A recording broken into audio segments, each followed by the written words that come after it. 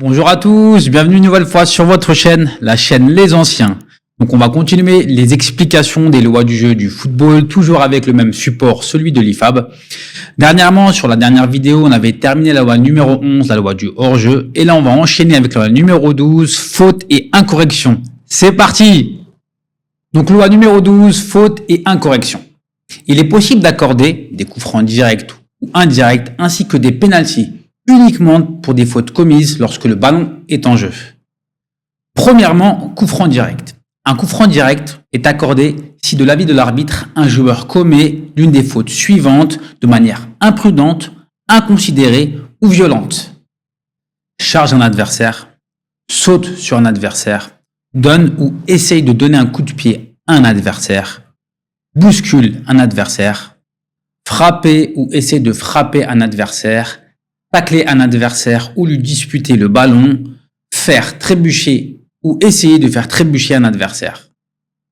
En cas de contact, la faute est sanctionnée d'un coup franc direct. On parle d'attitude imprudente lorsqu'un joueur dispute le ballon sans attention, ni égard, ni précaution.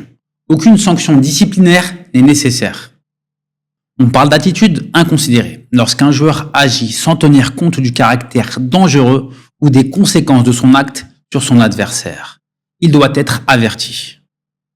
On parle d'attitude violente lorsqu'un joueur fait usage excessif de la force au risque de mettre en danger l'intégrité physique de son adversaire. Il doit être exclu. Un coup franc direct est également accordé lorsqu'un joueur commet l'une des infractions suivantes. Commet une main, excepté le gardien de but dans sa propre surface de réparation, tient ou retient un adversaire, fait obstacle à la progression d'un adversaire avec contact, mord ou crache sur quelqu'un ou en direction de quelqu'un, lance ou botte un objet sur ou vers le ballon, un adversaire ou un arbitre, ou touche le ballon avec un objet tenu à la main, et enfin, voir également les infractions liées à la loi 3. Ensuite, concernant les mains, afin de pouvoir déterminer les fautes de main, la limite supérieure du bras coïncide avec le bas de l'aisselle. Tout contact entre le ballon et le bras ou la main d'un joueur ne constitue pas nécessairement une infraction. Il y a faute si un joueur touche délibérément le ballon du bras ou de la main, par exemple avec le mouvement du bras ou de la main vers le ballon. Si un joueur touche le ballon du bras ou de la main en ayant artificiellement augmenter la surface couverte par son corps. Ici, il est considéré qu'un joueur a augmenté artificiellement la surface couverte par son corps lorsque la position de son bras ou de sa main n'est pas une conséquence du mouvement de son corps dans cette situation spécifique ou n'est pas justifiable par un tel mouvement. En ayant son bras ou sa main dans une telle position, le joueur prend le risque de toucher le ballon avec ses parties du corps et ainsi d'être sanctionné. Il y a également faute si un joueur marque un but directement de la main ou du bras, même de manière accidentelle, ou marque un but immédiatement après que le ballon a touché son bras ou sa main, même de manière accidentelle. Alors ici, nous allons voir en image quand est-ce que la faute de main peut être considérée. Alors vous pouvez voir sur ces images que la faute de main est considérée à partir du bas des aisselles jusqu'à la main. Hors de sa surface de réparation, le gardien de but est soumis aux mêmes restrictions que les autres joueurs concernant le contact entre le ballon et le bras ou la main.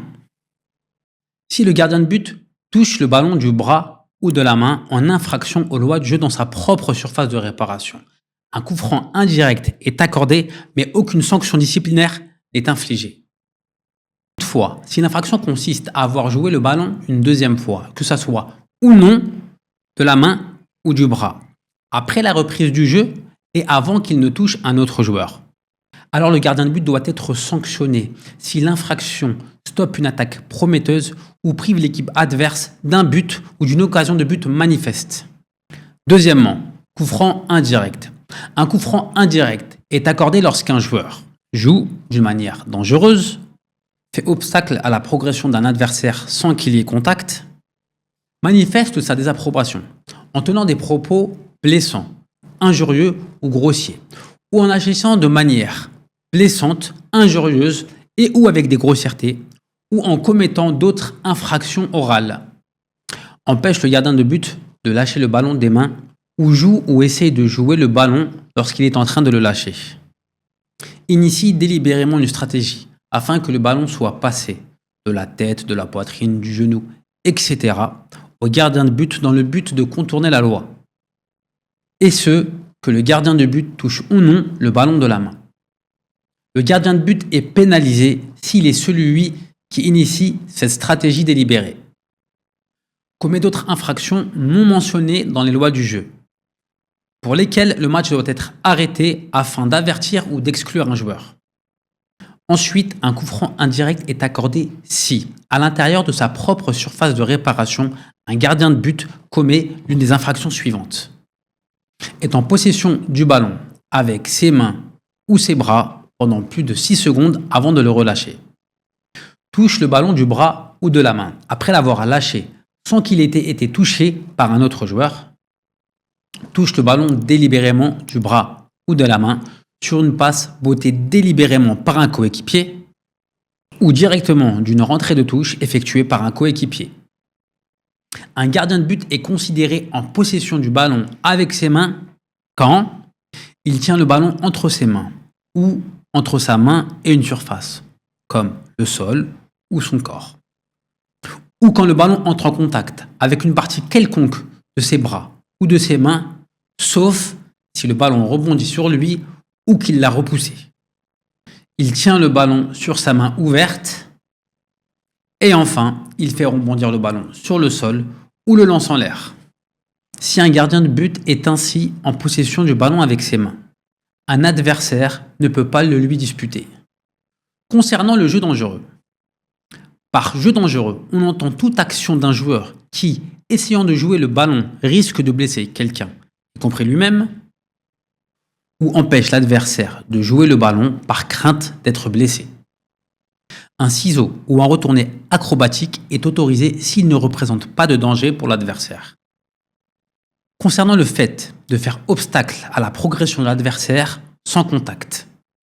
Cela signifie couper la trajectoire d'un adversaire afin de le gêner, bloquer, ralentir, faire changer de direction lorsqu'aucun des joueurs est à distance de jeu du ballon. Tous les joueurs ont le droit de se trouver sur le terrain.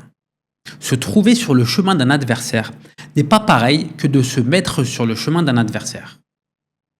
Un joueur a le droit de protéger le ballon en se plaçant entre un adversaire et le ballon, pour autant que le ballon soit à distance de jeu et que le joueur ne maintienne pas l'adversaire à distance avec ses bras ou son corps. Si le ballon se trouve à distance de jeu, le joueur peut être chargé par un adversaire dans la limite des lois du jeu. Troisièmement, approche disciplinaire. L'arbitre a autorité pour infliger des sanctions disciplinaires à partir du moment où il pénètre sur le terrain pour l'inspection d'avant-match.